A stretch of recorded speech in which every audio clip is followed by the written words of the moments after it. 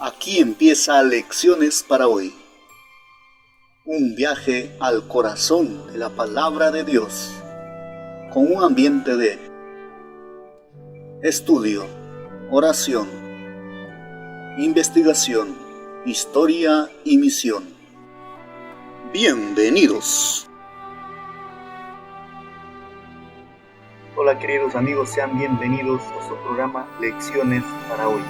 En esta oportunidad, nuestro estudio estará basado desde los capítulos 13 al 27 del libro de Isaías.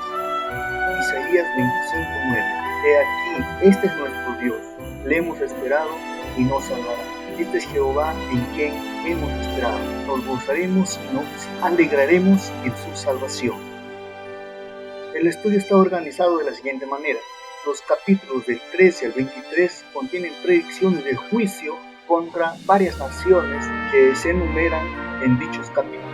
A partir del capítulo 24 al 27 se describe a escala mundial la derrota culminante de los enemigos de Dios y la liberación del pueblo de Dios con los cánticos del capítulo 25 y 26. Vamos a hacer algunas aclaraciones al empezar este estudio bíblico. En Isaías 13:1, al introducirnos a esta sección de su libro, dice Isaías, hijo de Amos. Es una frase introductoria que nos da a entender que está ingresando a otra sección de la obra. El libro, como ya sabrán los que han estudiado este tema de Isaías, no se escribió de una sola vez, como podemos decir de una sola sentada, y tampoco se escribió, como algunos sugieren, que se escribió conforme se daban los acontecimientos, el profeta iba escribiendo. Isaías produjo una gran cantidad de material literario divinamente inspirado y en algún momento comenzó a organizar ciertas partes en todo lo que tenía de acuerdo cómo le guiaba el Espíritu Santo. Eso significa que posiblemente algunas cosas fueron tomadas sin estar estrictamente de forma cronológica y se introdujeron en diferentes secciones para darle así la forma que estaba buscando el escritor o el profeta en la edición final de su libro, y que, como veremos, tiene mucho sentido. Por ejemplo, no tendría mucho sentido encontrar el capítulo 25, el capítulo 26, en el capítulo 17, por ejemplo, en donde está, en la parte 17 o 18. Pero sí tiene mucho sentido encontrarlo al final de esta sección del juicio a las naciones. Nuestro estudio está dividido en tres partes principales: el juicio contra las naciones y Babilonia imperial, y el juicio y la realidad de la Babilonia espiritual. En tercer lugar, el triunfo del pueblo de Dios. ¿Por qué la sección empieza con el juicio a Babilonia? Quizás porque Babilonia, en algún sentido, fue la nación que más se exaltó por encima de cualquier reino, incluyendo el pueblo de Dios, y de alguna forma le causó más dolor porque fue la nación que exilió y subyugó al pueblo de Dios, que era Judá. Entonces vemos el juicio a la Babilonia imperial. Vamos a hablar un poco acerca del juicio. El juicio es una idea recurrente en el libro de Isaías y principalmente en la literatura profética en general. Isaías introduce desde el capítulo 13 un elemento escatológico que vincula las profecías sobre Babilonia con el tiempo del fin y con la humanidad en general. De esa manera, el juicio de Dios tiene dos implicaciones: condenación para el opresor y vindicación para el oprimido. Para nosotros hoy ser juzgados es una idea que nos llena de temor porque creemos que de alguna forma el juicio es para condenarnos o hacernos culpables. No obstante, debemos recordar que a este mundo ya llegamos condenados. Según Romanos, el capítulo 6, versículo 22, dice que la paga del pecado es la muerte, y como todos pecamos, por consiguiente todos ya venimos condenados a este mundo. De otro lado, si Dios quisiera condenarnos, no necesitaría de ningún juicio, porque nosotros somos pecadores y merecemos la muerte eterna. Para nosotros el juicio es parte del plan divino que Dios tiene con un objetivo de redimirnos, y su resultado será vindicación. No debemos de temer de él porque el juicio está pensado para salvarnos, está pensado para redimirnos. Claro, si de otra manera no nos acercamos a Cristo, no vivimos con él, el juicio no alcanzará el propósito que Dios tiene. si no, seguiremos condenados hasta el final. En otras palabras, la gente o el que se pierda no se perderá porque hubo un juicio, sino porque no aprovechó el juicio que Dios le hizo para absolverle de las culpas. El día de Jehová. Estos días de juicio en ocasiones se anunciaba usando la expresión el día de Jehová, como se evidencia en la primera mitad del libro de Isaías. El día de Jehová puede significar un día de restauración en algunas partes de la Biblia. Por ejemplo, en aquel día llamaré a mi siervo Eliakim, hijo de Hilcías, y lo vestiré de sus vestiduras, y lo ceñiré un talabarte, y entregaré en sus manos tu potestad, y será parte al morador de Jerusalén y a la casa de Judá, y pondré la llave de la casa de David sobre su hombro, y abrirá y nadie cerrará, y cerrará y nadie se abrirá. Según Isaías 22, 20 y 22. Sin embargo, el día de Jehová podría también significar destrucción, como sucede en Isaías 13 y 14, que se refiere a la devastación de Babilonia y Asiria. El juicio que incluye la referencia al día también podría tener implicaciones negativas para Judá, que era el pueblo de Dios, pero sin embargo está más un poco ligado al juicio de las naciones extranjeras. El elemento notable del juicio de Jehová a las naciones es el siguiente: y castigaré al mundo por su maldad y a los impíos por su iniquidad, y haré que cese la arrogancia de los soberbios y abatiré la altivez de los fuertes. Según Isaías 13:11, todos estos pecados están aplastados en la Babilonia literal. Al final Dios hace un juicio general para toda la tierra, no solamente para algunos, empezando por el pueblo de Dios. Como ya vimos en las lecciones pasadas, Dios llamó repetidamente y hizo un juicio a su pueblo. Y después, a partir del capítulo 13, empieza con un juicio a las naciones, empezando por Babilonia, y los motivos ya lo explicamos anteriormente, para finalizar haciendo un juicio general a todas las naciones de la tierra y a todo individuo que haya vivido sobre la tierra. De esa manera hace un juicio para que todos tengan oportunidad y todos sean tratados por igual. La profecía sobre Babilonia, según Isaías 13:1, utiliza una palabra. La palabra profecía en el original hebreo tiene la connotación de carga pesada. Sin embargo, por razones que no tengo claras, ha sido traducida como profecía, pero en lo original o sería traducida como carga pesada. ¿Por qué carga pesada? Porque de alguna otra manera un juicio, destrucción y devastación es carga pesada. Dios hace un anuncio que Babilonia sería sometida finalmente por los medos y los persas. A partir del versículo 3, Isaías 13:3, dice: yo mandé a mis consagrados, asimismo llamé a mis valientes para mi ira, a los que se alegran con mi gloria. No es habitual que en el idioma hebreo una oración comience con un sujeto, sino con un verbo. Sin embargo, este versículo es una excepción. Aquí se enfatiza el yo, que es un atributo notable de Dios como soberano sobre todos los poderes terrenales. Por otro lado, en relación con el Dios fuerte de Isaías 9:6, el autor utiliza en Isaías 13:3 la palabra Gibor, que traducido sería poderoso, para referirse a los guerreros poderosos de Dios que son utilizados como instrumentos de su ira, refiriéndose al poder medo-persa. Isaías 13:5. Durante la vida de Isaías, la potencia a temer era Asiria, no era Babilonia. Cuando el profeta tenía aproximadamente entre 40 y 50 años, Asiria tomó la capital del reino de Israel, es decir, la capital de Samaria, algo que llenó de consternación a Judá.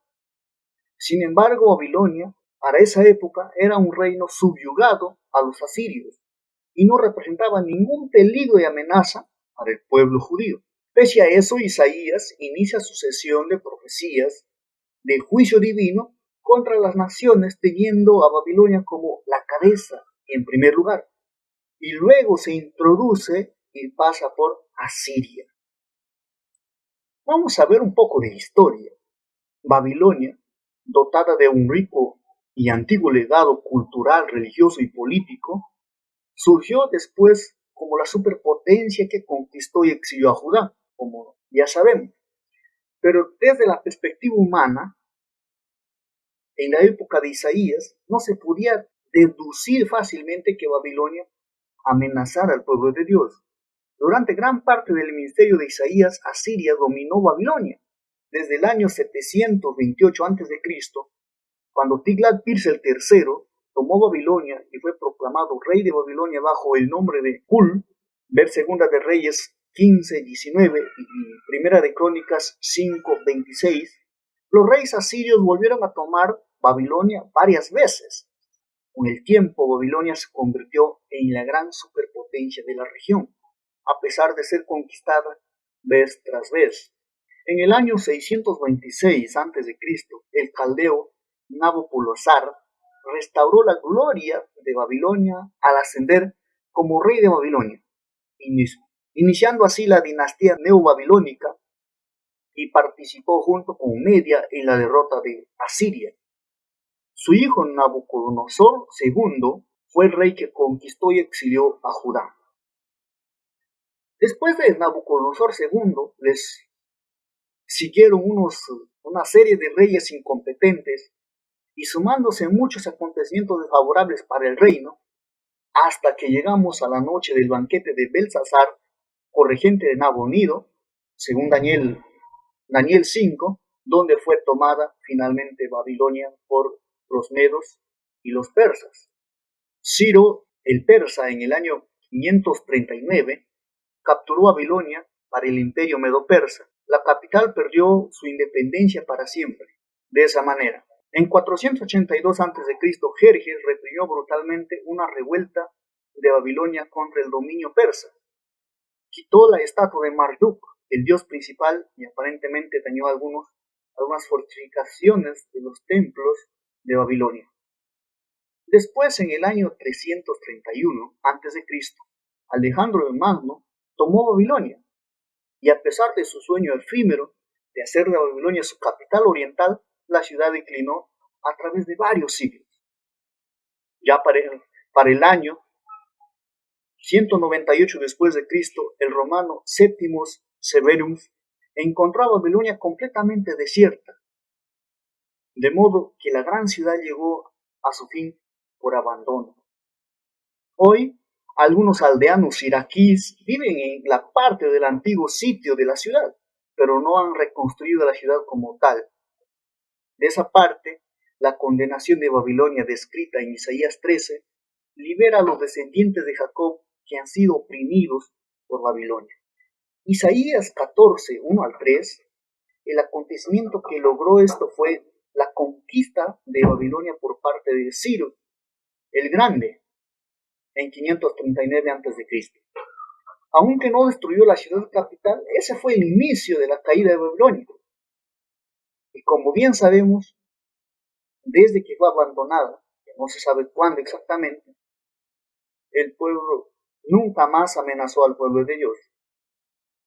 Está claro que la profecía de Isaías 13, 20 y 22 se cumplió a perfección. Aún con 100 años de antelación, Isaías profetizó y se cumplió todo lo que había dicho. Con nombres propios llamó a Ciro como el que liberaría al pueblo de Israel. Y así sucedió. Al ascender al trono, Ciro decidió liberar al pueblo de Israel. Vamos a ver el problema del orgullo. Hay una parte del problema del orgullo de los reyes de Babilonia. En Isaías 14 contiene uno de los relatos más importantes de la teología del gran conflicto, que nos muestra en la figura del antiguo rey de Babilonia al ser angelical que dio origen al pecado. Todo comienza con la mención del monarca de ese reino, siendo objeto de un proverbio paradójico. ¿Cómo paró el opresor? ¿Cómo acabó la ciudad codiciosa de oro? Y luego la narrativa sigue en aumento hasta dejarnos de entender, hasta darnos a entender con claridad que no se trata de un rey mortal, sino de un poder sobrenatural que estaba rigiendo o que estaba descubriendo. El texto dice, en Isaías 14, 12 al 15, dice de la siguiente manera: ¿Cómo caíste del cielo, oh lucero, hijo de la mañana? Cortado fuiste por tierra, tú que debilitabas a las naciones, tú que decías en tu corazón, subiré al cielo, en lo alto, junto a las estrellas de Dios, levantaré mi trono, y en el monte del testimonio me sentaré, a los lados del norte, sobre las alturas de las nubes subiré y seré semejante al Altísimo. Mas tú derribado eres hasta el Seol, a los lados del abismo. Esta parte es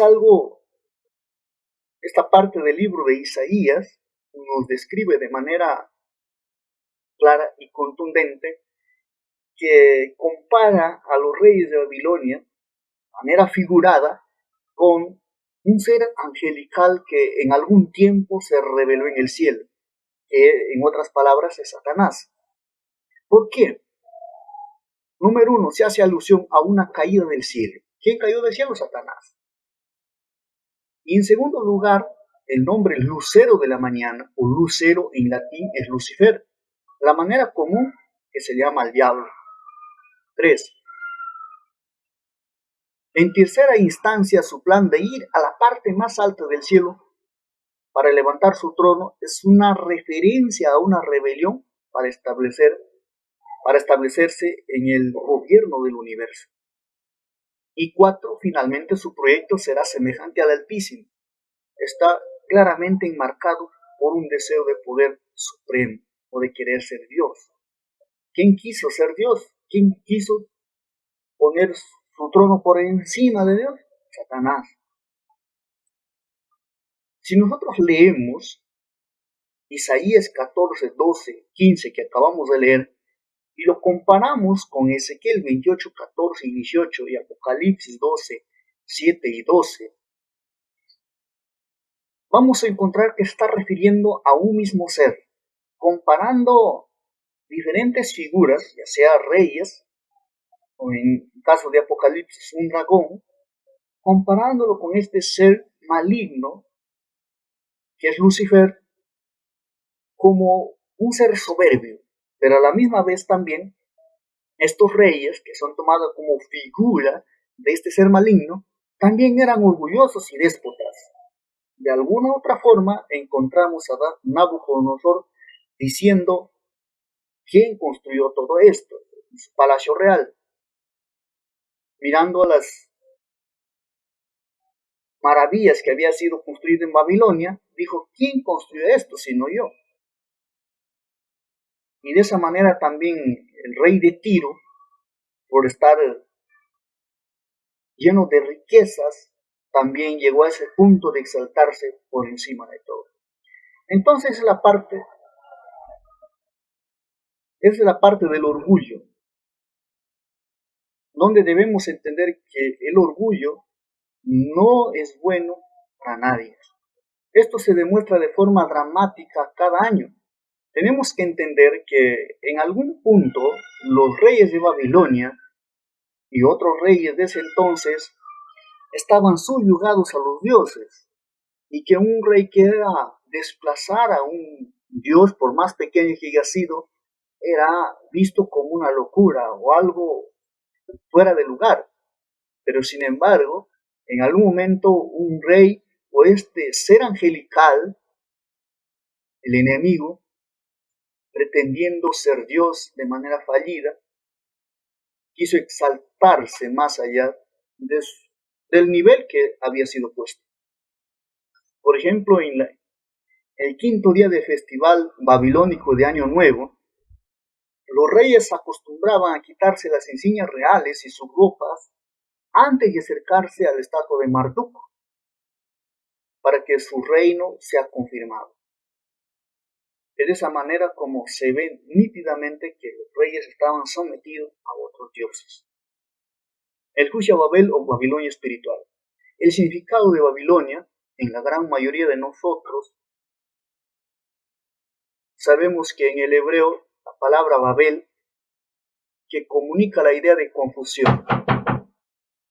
Pasamos a la siguiente parte de nuestro estudio, Babilonia espiritual. El significado de la palabra Babilonia, como la mayoría de nosotros sabemos, en el hebreo esta palabra proviene de la palabra Babel, que continúa la idea de confusión. Según Génesis, dice que Dios confundió las lenguas de los que edificaban la torre de Babel. Pues bien, en acadio, en el idioma original de Babilonia, Babilum, que quiere decir puerta de los dioses. Y esto hace un contraste con lo que dijo Jacob cuando tuvo el sueño de la escalera, en donde había una escalera de la tierra hasta el cielo y ángeles subían y bajaban por la escalera. Él al levantarse, según Génesis 28:17, dijo: no es esta cosa que casa de Dios y puerta del cielo. Podemos ver que es un contraste impresionante. Por ejemplo, los edificadores de la torre de Babel, en la antigua Babilonia, los hombres quisieron llegar al cielo. El sueño de Jacob dice que Dios erige una escalera desde el cielo a la tierra. De la misma manera, vemos en Isaías al hijo, lucero de la mañana, tratando de realizar su plan de llegar al alto y establecer su trono para ser semejante al Altísimo. Mientras que Jesucristo es el Dios que se hizo hombre para venir a morir en nuestro lugar para salvarnos. De esa manera como vemos que la puerta del cielo en Babel y la puerta de Dios o dioses en Babilonia eran formas opuestas para llegar al reino divino. La escalera de Jacob se erigió en el cielo. Dios lo reveló desde lo alto. Para Babilonia, con sus torres y sus templos, Sigurat, que fue construida desde cero por seres humanos. Estas formas opuestas representan caminos contrastantes hacia la salvación. Por un lado, la gracia como una iniciativa divina versus las obras humanas. Toda religión verdadera se basa en el humilde modelo de Betel, porque por gracia sois salvos por medio de la fe, según Efesios 2, 8 y 9.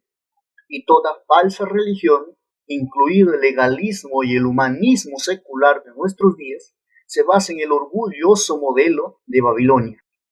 Tendríamos que ver la parábola de Jesús sobre el fariseo y el publicano en Lucas 18, 9 al 14. Leemos Apocalipsis 17, 3 al 6 y Apocalipsis 18, 1 al 5. Capítulos o en estos textos tienen una similitud con las características de la Babilonia imperial. La Babilonia imperial tenía reyes soberbios que llegaron a pensar que eran Dios en algún momento, según Isaías 14:3. Tenía una gran riqueza en oro, plata y piedras preciosas, se conoce históricamente. Sus reyes se enaltecieron por encima de Dios, que eso significa blasfemia, según Daniel 4. Y la Babilonia imperial exilió y persiguió al pueblo de Dios en la antigüedad. Finalmente, la Babilonia imperial sería destruida y desaparecería para siempre. Después de todo, la Babilonia espiritual desaparecerá por más que parezca imposible, como la Babilonia imperial en su tiempo. Todas las naciones serán juzgadas por igual y caerán. Solo el reino de Dios durará para siempre.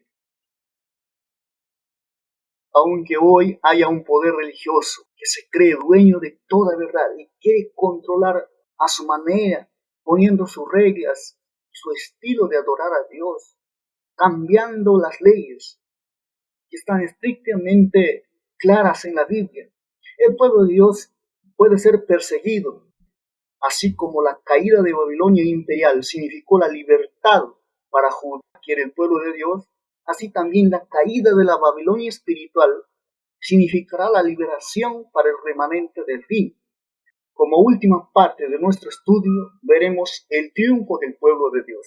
Según Isaías 24:23 dice: la luna se avergonzará y el sol se confundirá cuando Jehová de los ejércitos reine en el monte Sión, en Jerusalén, y delante de sus ancianos sea glorioso.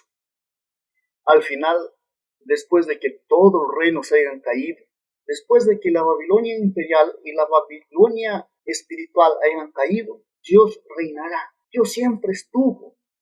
Como dijimos en las lecciones, en los estudios pasados, Dios siempre está en su trono.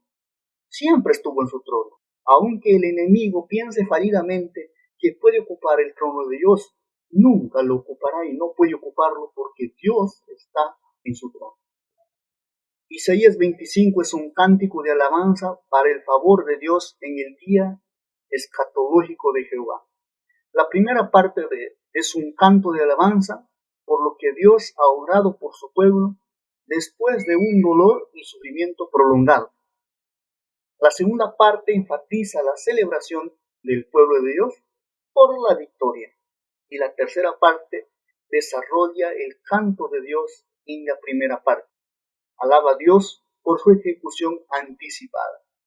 La primera parte, según Isaías 25:1, porque has hecho maravillas, tus consejos antiguos son verdad y firmeza. Isaías 25:2, derribó los poderes de los opresores de su pueblo, ha convertido una ciudad fortificada en una ruina.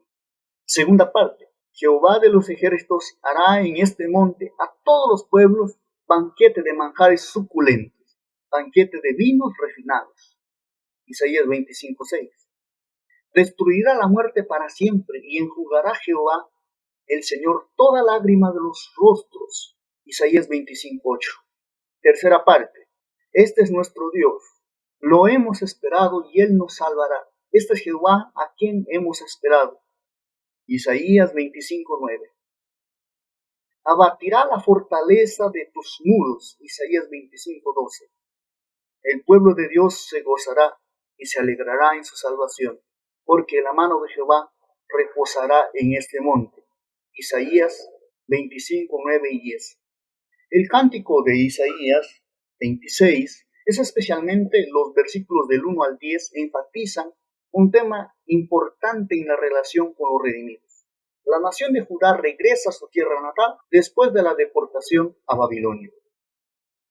Isaías 26:2 podemos leer, abrid las puertas. En Isaías 26:2 podemos leer, abrid las puertas y entrar la gente justa, guardadora de verdades. La nación ya no es una nación pecaminosa como vimos en el capítulo 1 del mismo libro, sino una nación justa. La expresión hebrea que se usa para los justos en este texto es Shadaik. Shadaik, según el texto hebreo, denota varias cosas, entre ellas, 2. Persona piadosa que pertenece a la comunidad de Yahweh. 3. Persona piadosa que se complace en los mandamientos de Dios. Y 4. Al que se considera justo y recto. En otras palabras, en síntesis, Shaddai describe a alguien que es justo, íntegro y devoto. Las características de los redimidos. El fiel se mantiene fiel, según Isaías 26:2, como se traduce en la Reina Valera 1960, gente guardadora de verdades. Confía en Jehová. Esto se enfatiza 2 veces en Isaías 26:3 y 4. En ti ha confiado, confiad en Jehová perpetuamente. En Isaías 26:17 presenta una palabra nueva, un adjetivo, en este caso para describir a los redimidos, expresión hebrea yashbah, que describe a una persona justa o recta. En Isaías 26:7 dice, el camino del justo es rectitud, tú que eres recto, pesa el camino del justo. Vemos cómo Dios libera a su pueblo al final. Y todas las cosas cambian. Al final los planes de Dios tienen éxito. Al final las lágrimas son desterradas de los ojos de sus hijos. Querido amigo, amiga, que estás escuchando este programa, quizás en tu vida haya circunstancias adversas en este preciso momento. Hay enfermedad, haya dolor. Quizás los enemigos de Dios estén a tu puerta. Quizás te hayan afectado. pero Dios finalmente triunfará. Solamente tenemos que esperar. Solamente tenemos que decirle, Señor, yo quiero seguir contigo. Yo quiero llegar hasta el final. Porque en Isaías 26, 8, 9 dice de la siguiente manera: también en el camino de tus juicios, oh Jehová, te hemos esperado. Tu nombre y tu memoria son el deseo de nuestra alma. Con mi alma te he deseado en la noche, y en tanto que me dure el espíritu dentro de mí, madrugaré a buscarte. Porque luego que hay juicio, tuya es la tierra. Los moradores del mundo aprenden justicia. En el siguiente versículo dice de la siguiente manera, Isaías 26, 20: anda, pueblo mío, entra en tus aposentos, cierra tras ti tus puertas, escóndete un poquito por un momento, en tanto que pasa la indignación. Este texto me hizo acordar mucho el canto que dice, solo un poco más. Por eso dice, cierra tus puertas y escóndete un poquito. Ahora tenemos que escondernos bajo la protección de Dios. Ahora tenemos que soportar la prueba un poquito más, porque ya viene. Quizás en su momento Dios esté castigando a los hombres impíos. Quizás en su momento, por la indignación de Dios haya dejado desamparado este mundo en algunas partes, para que haya dolor, haya enfermedad, para que venga la plaga, para que la crisis se levante. Pero es allí donde Dios dice, espera un poquito más. Satanás, querido amigo, es un enemigo derrotado, es un enemigo vencido. ¿Por qué digo eso? En Apocalipsis dice, entonces oí una gran voz en el cielo que decía, ahora ha venido la salvación, el poder, el reino de nuestro Dios y la autoridad de su Cristo, porque ha sido lanzado fuera el acusador de nuestros hermanos, el que los acusaba delante de nuestro Dios día y noche.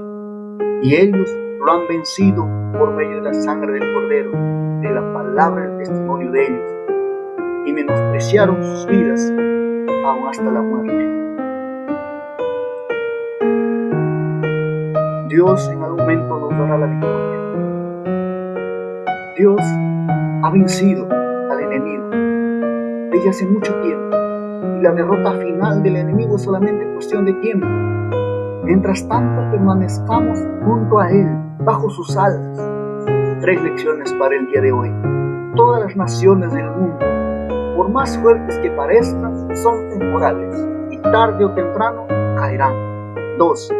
La Babilonia del fin, al igual que la Babilonia imperial, será juzgada y caerá. 3. Satanás es un enemigo derrotado. Con Dios nuestra victoria está asegurada. Resumiendo este mensaje, diríamos de la siguiente manera: las profecías de Isaías sobre la caída de Babilonia y el final que le espera al lucero hijo de la mañana nos vinculan con la Babilonia del tiempo del fin y la liberación final del pueblo de Dios. Queridos amigos y amigas, permítanme hacer una oración por cada uno de ustedes que están escuchando este mensaje. Padre Celestial que estás en los cielos, gracias, Señor, te damos porque nos has dado la oportunidad de estudiar tu palabra.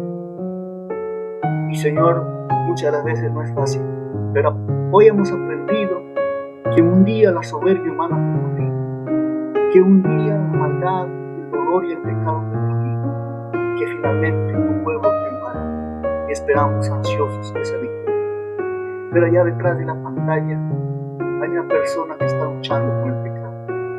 Hay una persona que está luchando con una enfermedad, que está luchando con una crisis, que está luchando con una deuda que quizás no puede pagar. Pero Padre querido, ahí donde está, acércate y dale una porción de victoria. Ayúdale, restáuralo, levántalo y guárdalo bien y firme hasta el día que se consume la victoria final. Te suplicamos todo esto en el nombre de Jesús. Amén. Queridos amigos, hemos llegado a la parte final de nuestro estudio. Nos pueden encontrar en las redes sociales como son en Facebook, en Twitter, en Instagram, como Segundo Abelino Ruiz Ramos o como Segundo Abel Ruiz Ramos. Esto es todo por ahora y nos vemos en nuestro próximo estudio.